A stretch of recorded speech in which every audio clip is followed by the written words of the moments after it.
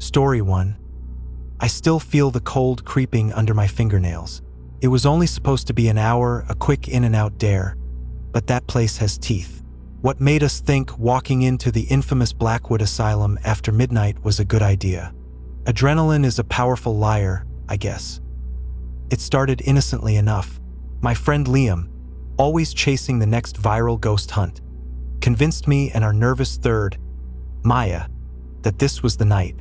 We parked a mile away and hiked through the dense, moonless woods.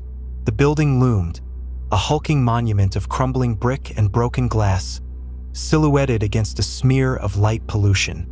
The air immediately felt heavier, thicker, like breathing water. Liam shone his cheap flashlight onto the boarded-up front entrance. "Looks welcoming," he whispered, his voice too loud in the stillness. We found a way in through the old laundry chute entrance, a tight squeeze that dumped us into a dusty, mildew-smelling basement. The stench hit me first, dust, decay, and something else, something metallic and sickening. We moved up to the ground floor. This was the administration wing. Filing cabinets lay overturned, papers brittle as autumn leaves scattered everywhere. Maya clung to my sleeve. "We should leave," she murmured. "I have a bad feeling about this, Mark. A really bad feeling." I felt it too, that prickle on the back of your neck that tells you you're being watched. But Liam was already kicking open the heavy steel door to the main patient ward. This is where the true terror began. The corridor stretched maybe 50 yards, flanked by dozens of small, cell-like rooms. The ceilings were peeling, the floor tiled in a dirty, institutional gray. The light from our beams danced over broken furniture and rusty restraints bolted to the walls. Liam was filming everything, narrating in his typical, overly dramatic tone. And here we are, the infamous Ward C, where the worst of the worst suffered in silence. As we walked, I started noticing the small things. The doors to the rooms weren't just open. Some looked like they had been violently ripped from their hinges. Then I saw the drawings.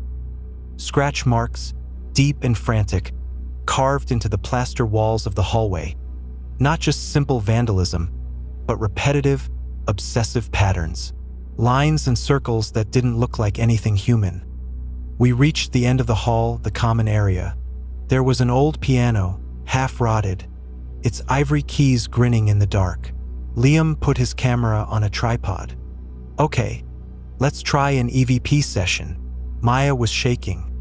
I put my hand on her shoulder. 5 minutes, Liam. Then we're out. This place is giving me the chills. That's when the sound started.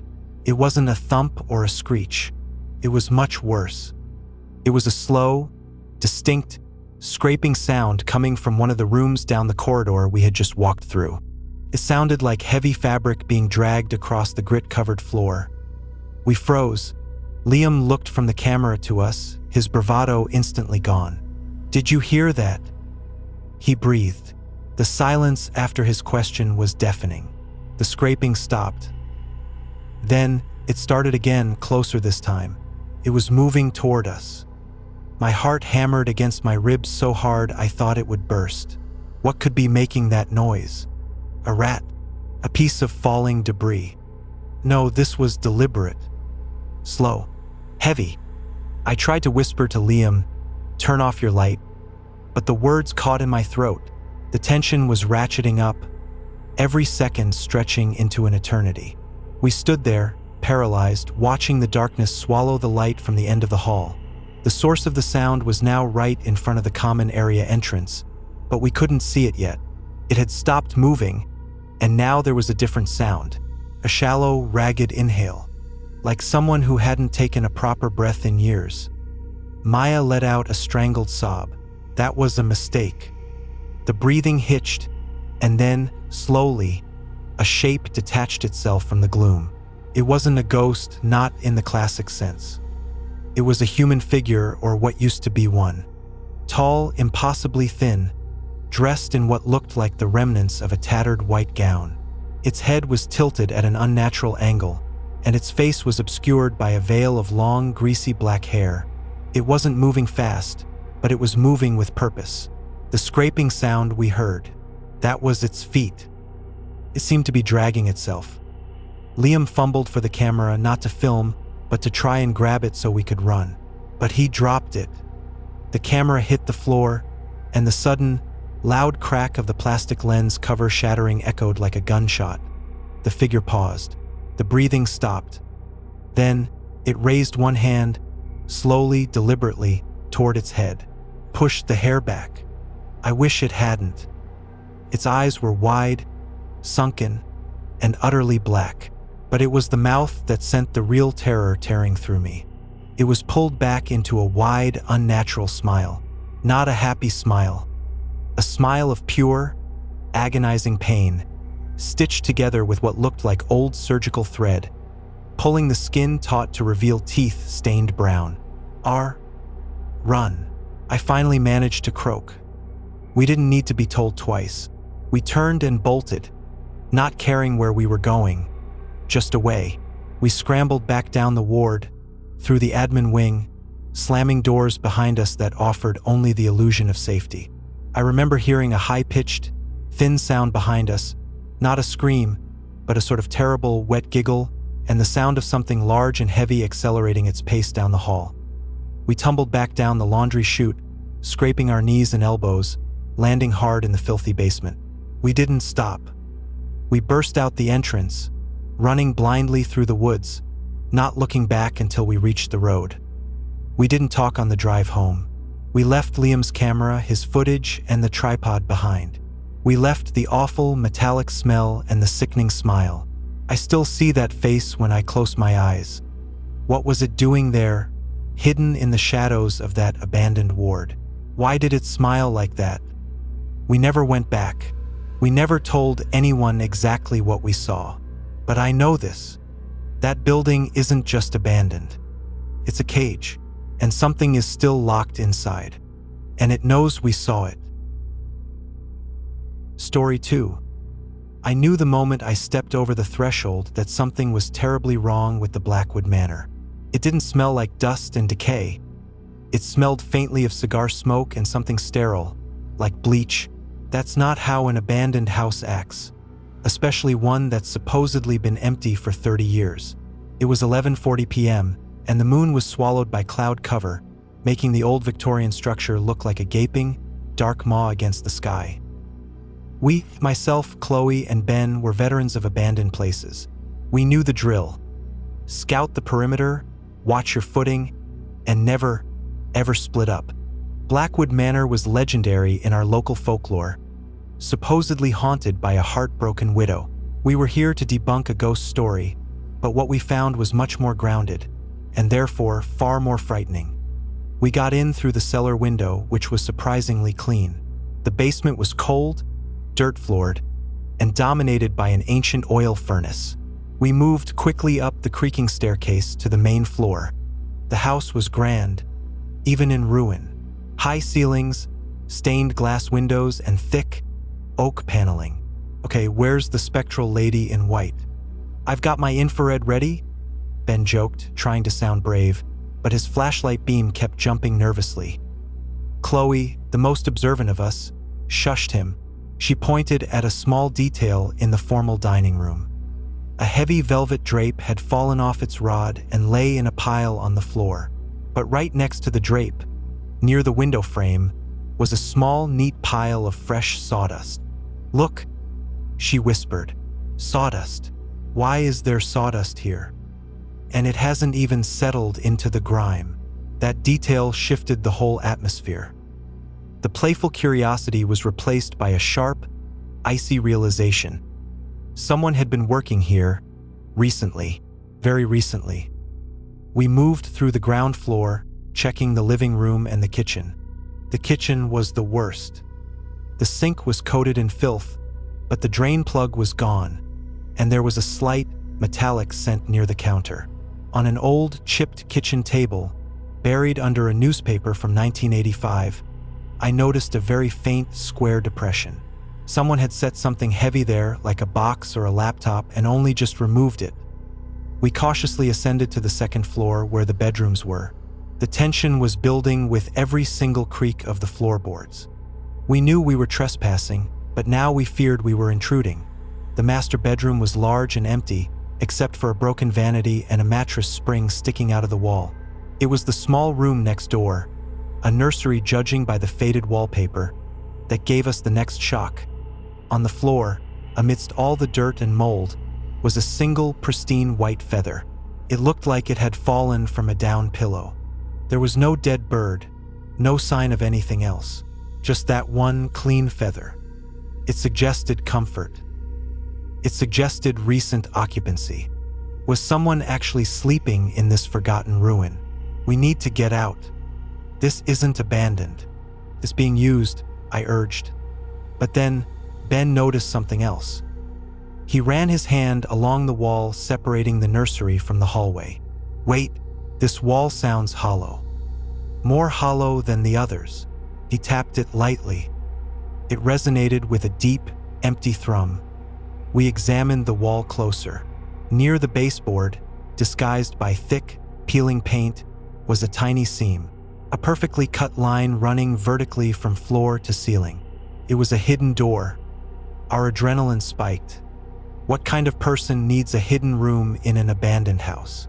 What were they keeping back there? The curiosity was a dangerous hook, pulling us deeper into the danger. Ben, using a thin piece of metal, slowly worked the seam. With a soft, barely audible click, the section of the wall swung inward, revealing a pitch-black space. The air that wafted out was cool and dry, smelling strongly of electronics and faint perfume. I shone my light inside. It was a tiny office, and it was immaculate. A modern desk, a swivel chair, and a single monitor hooked up to a small whirring machine. The monitor was active, displaying a grid of split-screen feeds. Then I realized what the feeds were. They were live camera views. Not of the outside, but of us. One camera showed Ben tapping the wall.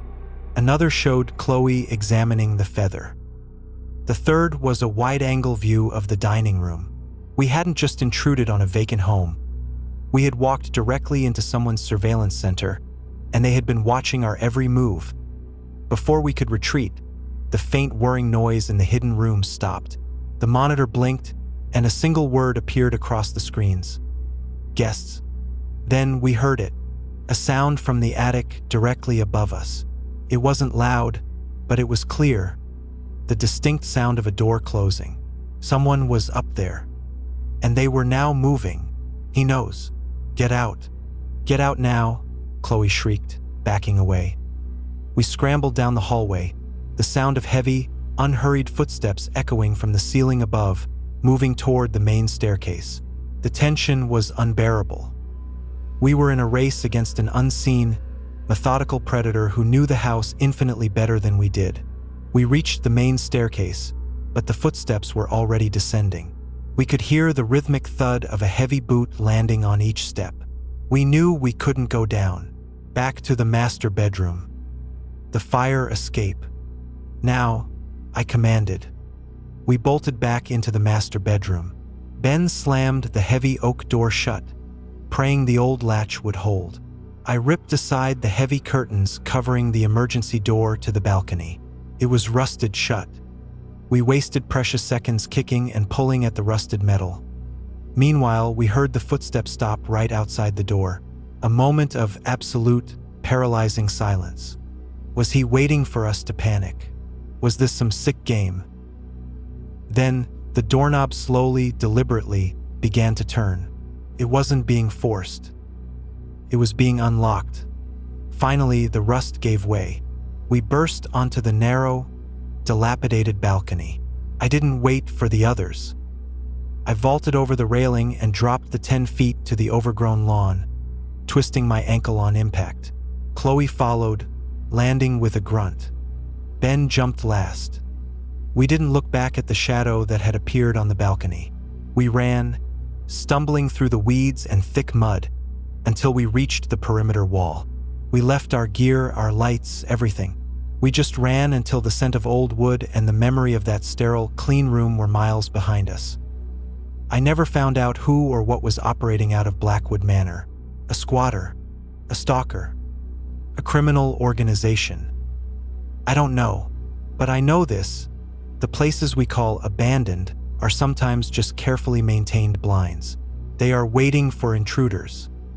What was in the hidden room that was so important to protect? Who were they watching besides us? The whole experience taught me that the most dangerous things lurking in the shadows are rarely ghosts. They are the living, and they are always prepared. Story 3. The air in Black Creek was thin and sharp, carrying the taste of iron and long-dead pine.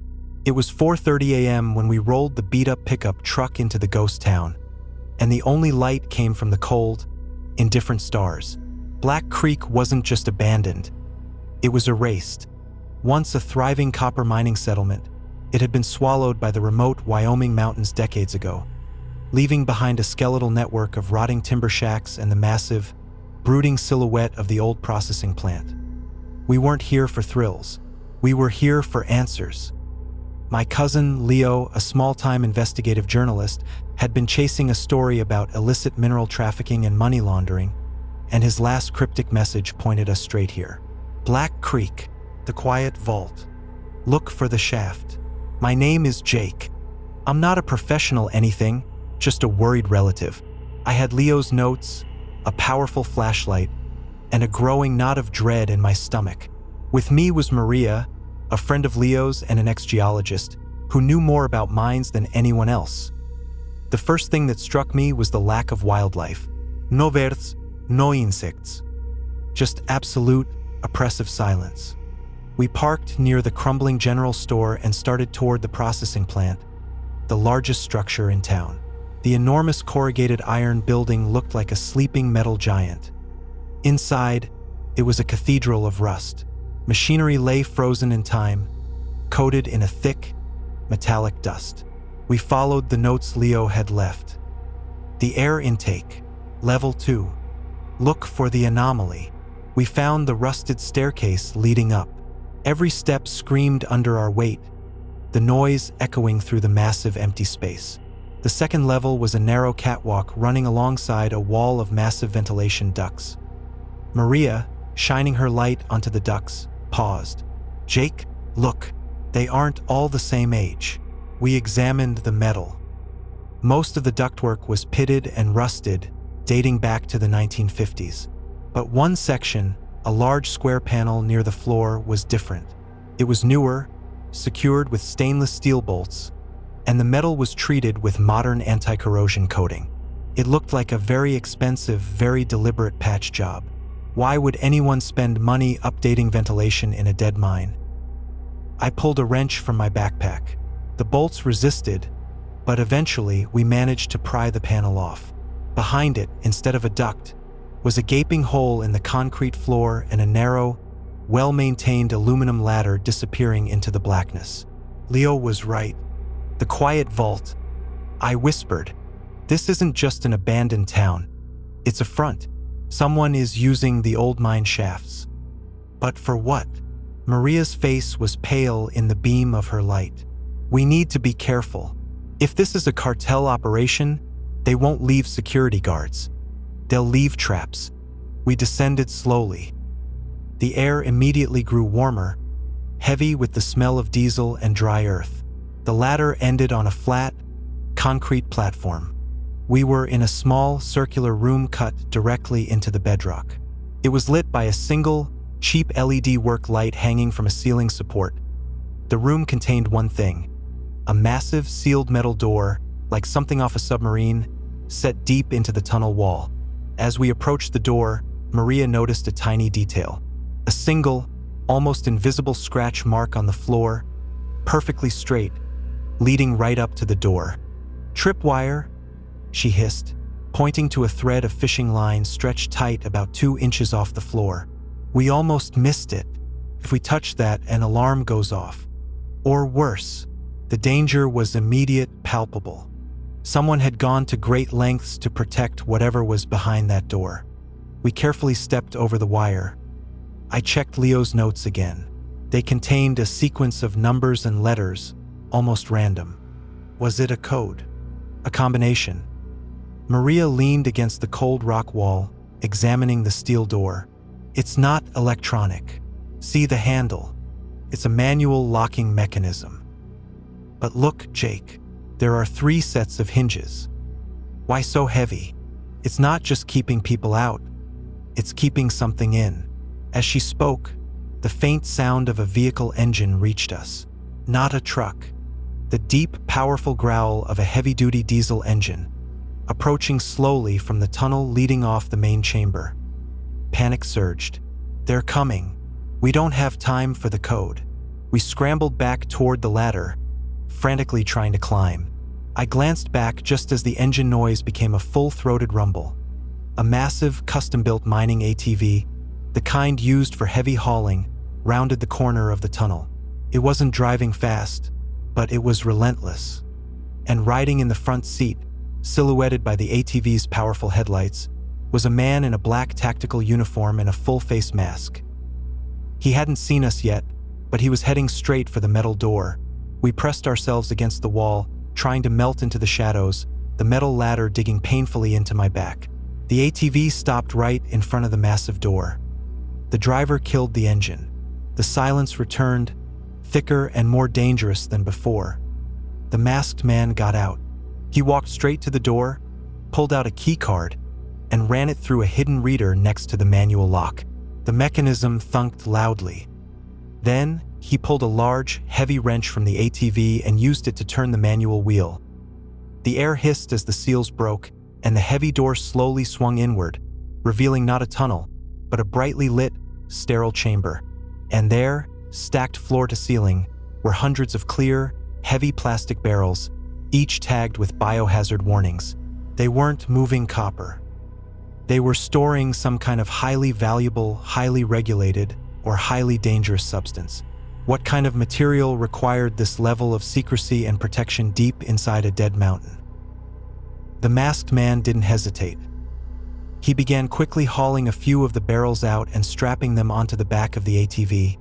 We realized with terrifying clarity, we were witnessing a felony, a massive, organized, and dangerous operation, and we were only 20 feet away. I nudged Maria. We have to move, now. While he's distracted, we continued our silent ascent up the ladder, our muscles screaming. I kept my eyes fixed on the man below. He was methodical, efficient. Just as my head cleared the opening in the ventilation duct, the man below stopped moving. He hadn't heard us. He wasn't looking up.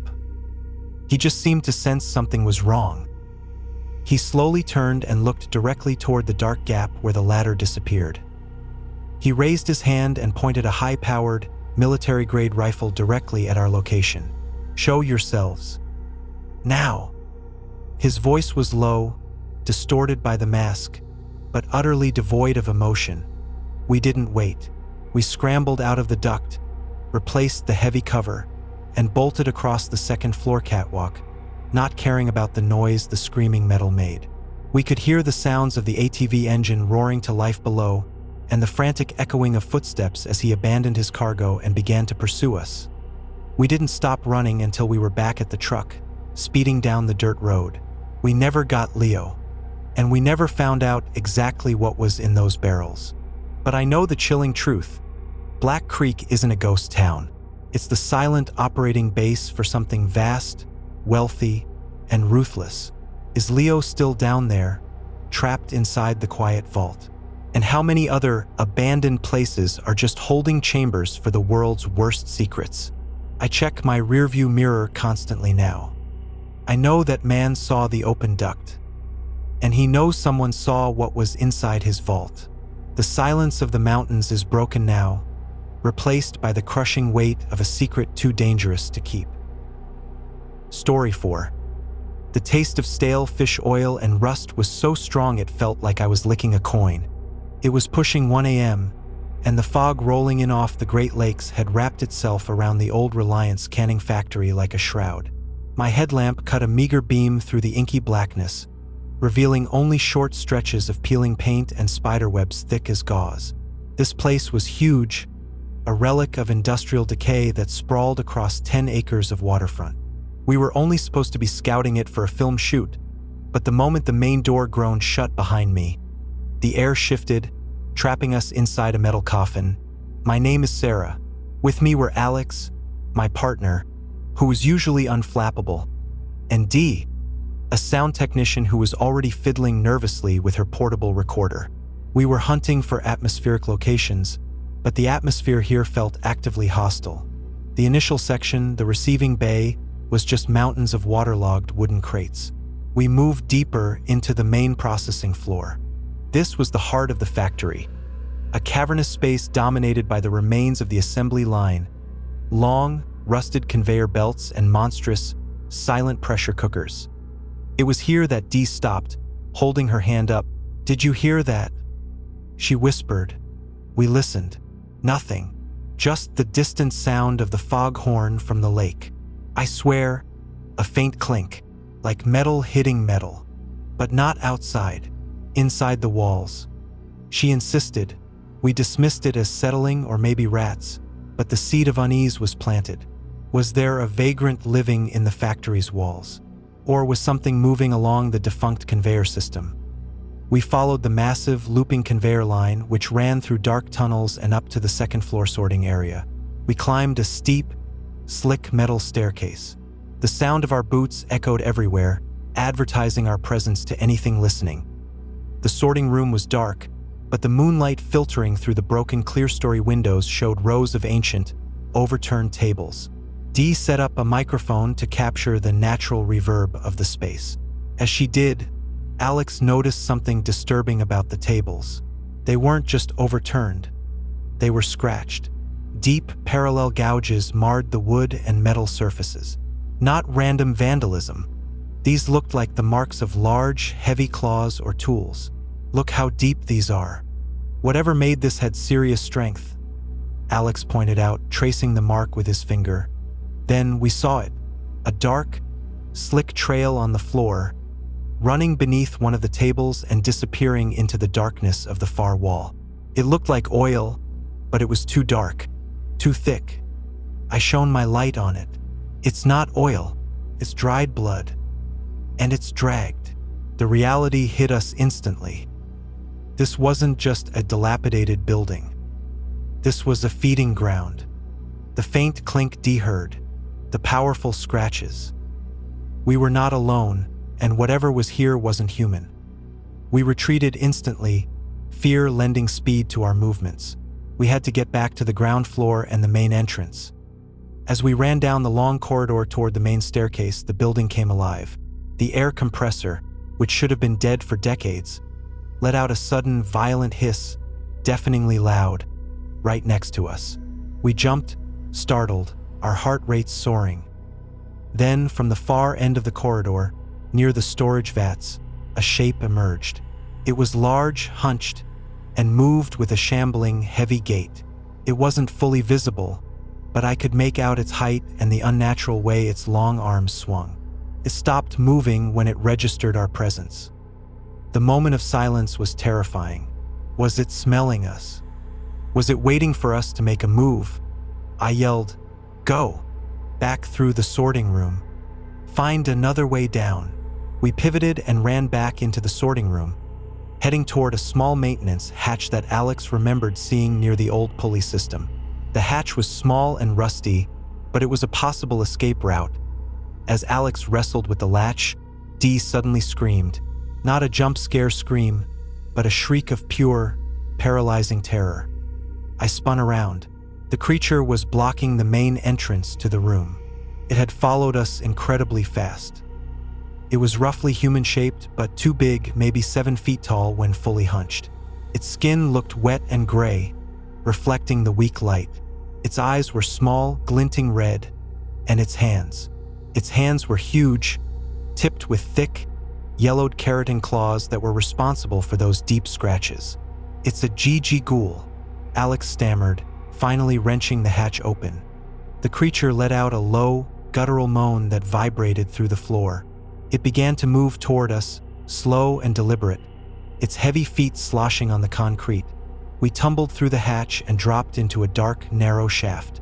I landed hard on a pile of old insulation. We were in the walls between the factory's outer shell and the processing room. "Keep moving. This shaft runs parallel to the main conveyor line." It should lead to the docking area. I hissed.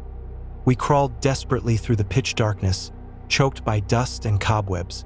The sound of the creature above us became a relentless, scratching noise. It was tearing at the floorboards, trying to get to us. The wood splintered right above my head. Then, the creature used its enormous strength to lift the wooden support beam holding up the floor. We heard the groaning, splintering wood, and then a massive, foul-smelling claw smashed down into the insulation right next to Alex's head.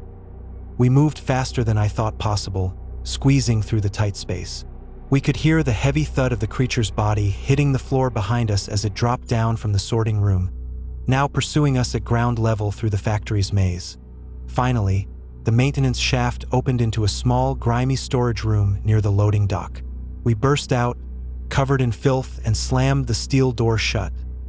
We didn't stop to catch our breath. We raced across the dock, vaulted over the barricades, and didn't slow until we were running down the main road, the factory a monstrous shadow behind us in the fog.